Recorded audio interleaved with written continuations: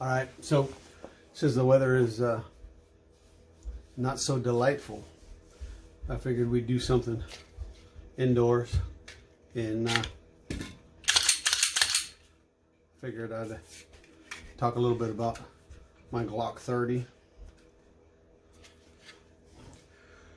So this is my Glock 30S. It's currently the only Glock that I have in my possession.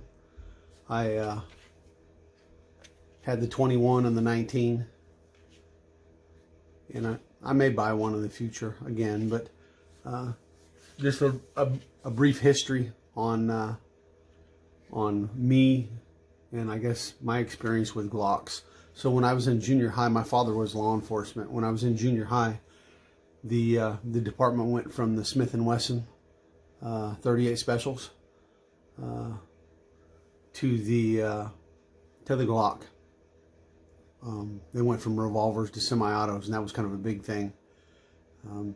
My father, loving his Smith & Wesson, they were allowed to buy them and take them home, so he ended up taking his home, and he ended up buying the Glock as well after he started carrying it as a sidearm. But Glock has got a following like probably no other pistols. It's pretty funny. Do I think they're the greatest pistol out there? I don't really. To be honest, I don't really like them. I bought and kept the 30S because compact 45 in its size and its capacity, Glock was on top of it with it. Glock breakdown, everybody knows the deal, how easy it is. Maintenance on these things are pretty easy, so they are good. But why I don't like them, as you can see, this isn't just a standard Glock 30S. I've actually done some mods to it. So we'll start with the Glock sights. Glock sights suck. They're plastic, they're cheap. I don't know. I don't even know why they put them on. I guess because they know that everybody's going to change them out. But I hate Glock sights, so they suck. To me, the Glock trigger is not the best in the world. It's not even remotely close. So the first thing people do is replace the triggers.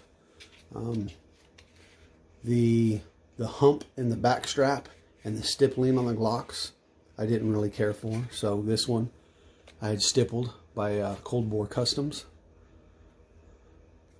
Now you're talking extra money and of course a wait time to get this done.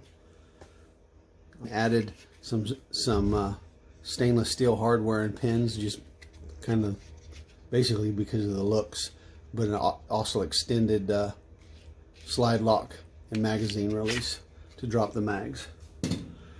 So when you think about it, you think about all the money that I spent buying the gun and then modding it out. It got up there.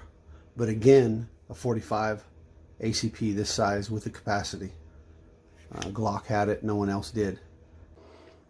Another thing you can see that I upgraded was the guide rod.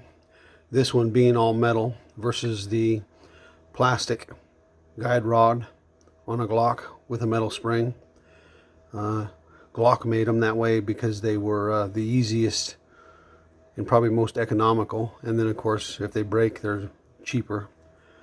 But I went ahead and went with a metal version on this myself. So one thing that could be taken as a downside to the Glocks is the polygonal barrels that comes with them. Some don't mind it. Others, you know, might beg to differ. For me, I love hand loading. And of course, hand loading is, you know, getting the best round for the least amount of money. And of course, Hornady ammo is a little expensive, but when I reload for target, I want the cheapest that I can use. And when I buy semi-wad cutters for my other 45s, you know, some people say don't shoot them with a polygonal barrel, and that could be an issue when you're hand loading.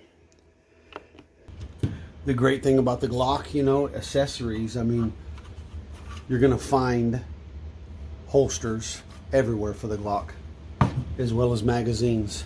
And the good thing about the 30S, so I can run 9 round mag, I can run a 10 round mag, and I can run a 13 round mag, all of 45 ACP. Again, there's not very many pistols. They're going to pack enough 45 ACP rounds like the Glock 30. That's the reason I ended up buying it. I do love shooting the gun.